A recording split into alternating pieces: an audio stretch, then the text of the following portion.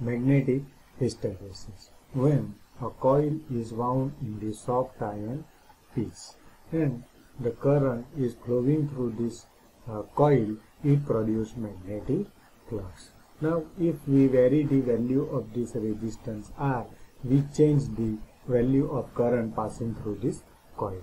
Now, if we increase the value is gradually, the magnetizing force H is equal to AT by L, or the magnetic field intensity, it is also increased. Due to this increase in H, will increase in the flux.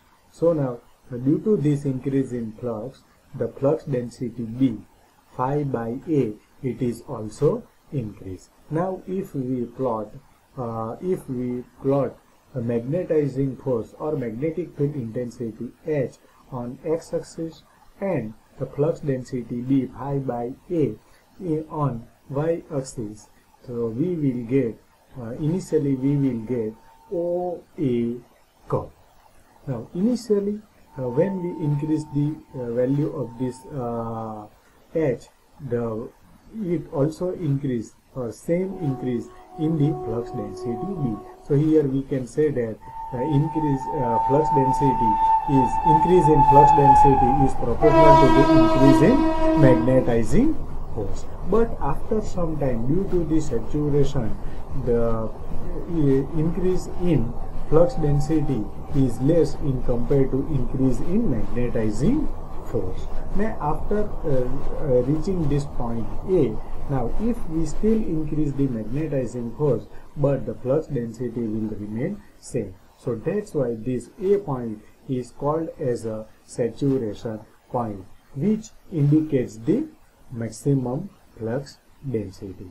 Now then afterward, the value of this H is decreased.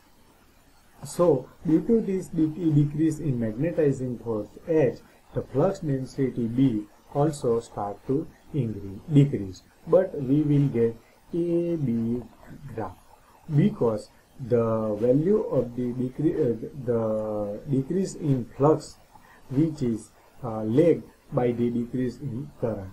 So this is called magnetic hysteresis. Now at this point B, the magnetizing force H becomes 0, but that time we will get some flux density here OB. So this OB is called, or certain amount of flux density is available when H becomes 0. This flux density is called residual flux density. Now again, the magnetizing force is increased in reverse direction. For that, the current passing through this coil must be reversed. So if we reverse the value of current passing through this coil, it will reverse also magnetizing force. Now, due to this reverse magnetizing force, the flux density B start to decrease. Now this point C, at point C, our magnetic flux density becomes 0. Now this OC is called cohesive force. Now still we are increasing this magnetizing force in reverse direction, so the flux density also increase in reverse direction. And after at this point D, our the magnetic saturation is occurs in opposite direction. So still, if we still increase in magnetizing force in reverse direction, but there is no change or there is no increase in flux density. So here D is the maximum flux density in the reverse direction. Now afterward, we decrease the value of magnetizing force H.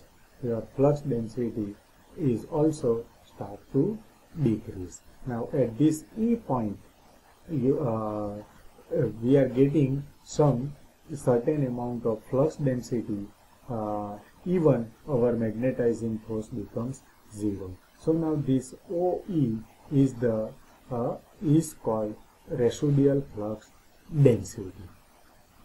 Now after this point E, we are increase in its original current's direction. That means it is in positive direction.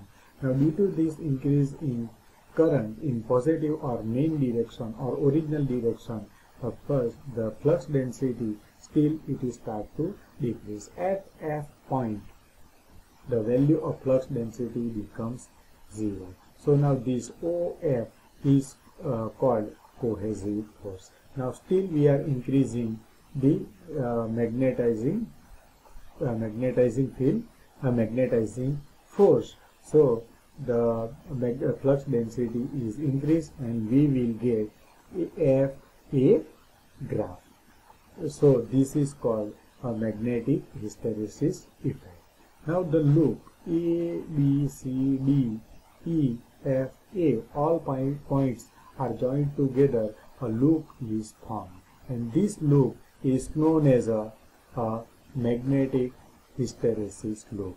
And whatever area covered by this loop is called a magnetic hysteresis loss. So now each and every magnetic material having different hysteresis loops. So from that we can say that each and every magnetic material having different hysteresis loss. So here we can see the different hysteresis loop of the different material: hard steel, rough iron and silicon steel. You can say that the area covered by this loop of hard steel material is very high. So it very greater hysteresis loss occurs in this hard steel. Now the area covered by rough iron is greater than silicon steel and less than hard steel. So the hysteresis loss is less in compared to hard steel. Now in silicon steel, the hysteresis loop or the area covered by this hysteresis loop is very small or it is very narrow. So due to this the hysteresis loss occurs in silicon steel is very less. So mostly we are using silicon steel to reduce the hysteresis loss. Now from this we can say that the greater area of loop, the greater the hysteresis loss.